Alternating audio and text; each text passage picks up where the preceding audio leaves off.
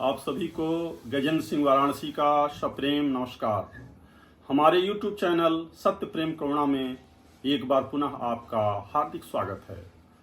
आज हम एक ऐसे विषय पर चर्चा करने वाले हैं जिसका नाम भी कोई सुनना पसंद नहीं करता। हालांकि इस विषय पर हमारे शास्त्रों में, हमारे धर्म ग्रंथों में, हमारे मनीषियों द्वारा बृहद मनन चिंतन किया गया है, लेकिन इसका नाम ही अपने यहाँ अपशगुन माना जाता है। लोग इसका नाम सुनते ही भयभीत हो जाते हैं। जी हाँ, हम चर्चा करने वाले हैं मृत्यु पर। मृत्यु एक ऐसा शब्द है जिसको सुनते ही आम जनमानस में भय व्याप्त हो जाता है। हालांकि हमारे शास्त्रों में, हमारे धर्म ग्रंथों में इस पर बृहद चिंतन किया गया है। आइए इस पर हम आज कुछ विस्तार से चर्चा करते हैं। सर्वप्रथम भगवत गीता में भगवान श्री कृष्ण ने कहा है, न हन्यते हन्यमाने शरीरे, यानी शरीर के नष्ट होने के बाद भी आत्मा का नाश नहीं होता है। वांसांसि जीर्णानि यथा विहाय नवानि गृह्णाति नरोपराणि तथा शरीराणि विहाय जीर्णान्य नयानि संन्याति नवानि देहि। अर्थात जिस प्रकार मनुष्य जीर्ण शीर्ण फटे पुराने वस्त्रों को त्याग करके नया वस्त्र धारण करता है, वैसे ही आत्मा रुग्ण जीर्ण शीर्ण शरीर को त्याग कर नए शरीर में प्रवेश करती है। तो इसमें कहीं से भी भयभीत होने की जरूरत नहीं है। मृत्यु एक सरिता है जिसमें श्रम से कातर जीव नहाकर फिर नूतन धारण करता है काया रूपी वस्त्र बहाकर। साथियों, हम आज इस पे कुछ नए एंगल से कुछ बात आपके सामने रखना चाहते हैं। एक हमारे बहुत ही प्रतिष्ठित धर्मगुरु ने कहा कि आदमी को दो चीज़ों को जीवन में हमेशा याद रखना चाहिए, एक मृत्यु, दूसरा परमात्मा। अब बहुत ये विचारणीय विषय है कि मृत्यु को क्यों कहा उन्होंने। मृत्यु तो सुनना कोई पसंद नहीं करता, लेकिन वो कहते हैं कि मृत्यु का स्मरण हमेशा होना चाहिए। एक छोटी सी कहानी मेरे दिमाग में आ रही है, उसके माध्यम से ये बात ज़्यादा स्पष्ट हो जाएगी। मैंने सुना है कि एक युवक एक प्रतिष्ठित महात्मा का शिष्य था। उस फकीर की, उस संत की ख्याति बहुत दूर दूर तक थी। वह वर्षों से उनके पास रोज जाता था, नियमित रूप से उनका प्रवचन सुनता था, लेकिन एक सवाल वो बार बार पूछता था कि आप भी मनुष्य हैं, आप भी इंसान हैं। बहुत मैं हजारों लोगों से मिला हूँ, लेकिन एक आदमी का जीवन इतना निश्चल, इतना पवित्र, इतना दिव्य कैसे हो सकता है? आप भी आदमी हैं, हम भी आदमी हैं, लेकिन एक आदमी के जीवन की पवित्रता, निश्चलता इस कदर हो सकती है, विश्वास नहीं होता। इसका कारण क्या है? चूंकि यह सवाल बार बार उठाया जा रहा था, तो उस फकीर ने सोचा कि चलो आज इसका जवाब दे ही देते हैं। उसने कहा कि मैं तुम्हारा हाथ देखना चाहता हूँ। युवक घबराया कि हमारे इस प्रश्न से हमारे हस्तरेखा का क्या संबंध, लेकिन हाथ देखते हुए उस फकीर ने कहा कि तुम्हारे हथेली की रेखाओं में जीवन की रेखा समाप्त हो रही है। कल का सूरज उगने के साथ ही तुम्हारे जीवन का सूर्य डूब जाएगा। केवल 12 घंटे बचे हैं तुम्हारे पास। युवक घबरा के खड़ा हो गया। संत ने कहा, घबराओ मत, अपने प्रश्न का जवाब लेते जाओ। युवक बोला, क्या मजाक करते हैं? जब यह जीवन ही नहीं रहा तो प्रश्न का उत्तर लेकर के क्या करेंगे? वो घर की तरफ चल पड़ा। जैसे तैसे घर पहुंचा। आंगन में एक खाट बिछी थी, उस पर बैठ गया। चेहरे पर मलिनता के भाव, पसीना पसीना हो गया, जैसे वर्षों से बीमार पड़ा हो।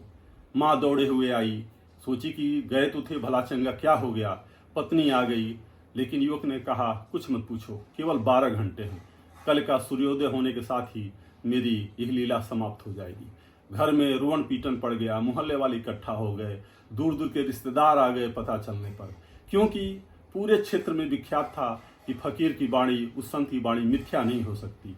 अगर संत ने कहा है तो ये घटना अवश्य घटित होगी। जैसे तैसे रात बीती, युवक चरपाई पर लेट गया, आंखें बंद थी, मृत्यु के सारे लक्षण दिख रहे थे। पूरा मोहल्ला इकट्ठा था, सुबह के 6 बजने वाले थे। अचानक वह फकीर प्रकट हो गया। वह युवक के पास पहुंचा और कहा कि अपने प्रश्न का उत्तर ले लो, लेकिन युवक ने कुछ नहीं बोला जो है। फिर फकीर ने कहा, मैं तो मजाक कर रहा था। यह सुनते ही युवक चरपाई पे उठ बैठा। मजाक कर रहे थे?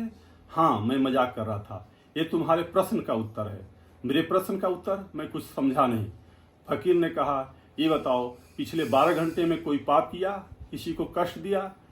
तो उस युवक ने कहा, पाप देना तो दूर रहा, मैंने सबसे क्षमा मांग लिया कि जाने अनजाने में कोई गलती हो गई हो तो माफ़ करना। जब यह जीवन ही नहीं रहा तो फिर जो है किसी से पाप करने का, किसी को परेशान करने का, किसी दुख देने का कारण ही नहीं बनता। फकीर ने कहा, यही तुम्हारे प्रश्न का उत्तर है कि जब मौत आती है तो आदमी के अंदर का पाप खो जाता है। क्या इससे मतलब कि किसी को 12 घंटे बाद मृत्यु दिखाई दे रही है, किसी को 12 वर्ष बाद दिखाई दे रही है, किसी को 20 वर्ष बाद दिखाई दे रही है। जो होने वाला है वो समझो कि वो हो ही गया जो है। मृत्यु का प्रतिक्षण स्मरण आदमी को पवित्र करता है।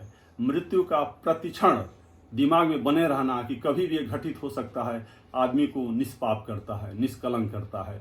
मृत्यु का बोध आदमी को रूपांतरित करता है। मेरे जीवन में जो तुम्हें धन्यता, दिव्यता, निश्चलता दिखाई देती है वो मृत्यु के बोध के कारण।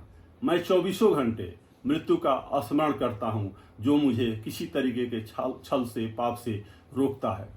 तो मृत्यु का बोध आदमी को रूपांतरित करता है। मृत्यु का स्मरण अगर हमेशा बना रहे तो आदमी कोई गलत काम कर ही नहीं सकता। मृत्यु की बड़ी कृपा है मानव जीवन पे, क्योंकि धर्म की खोज ही हुई मृत्यु के कारण। अगर मृत्यु न होती तो कोई परमात्मा की तलाश नहीं करता। मृत्यु एक मानव जीवन की सबसे अबुझ पहेली है।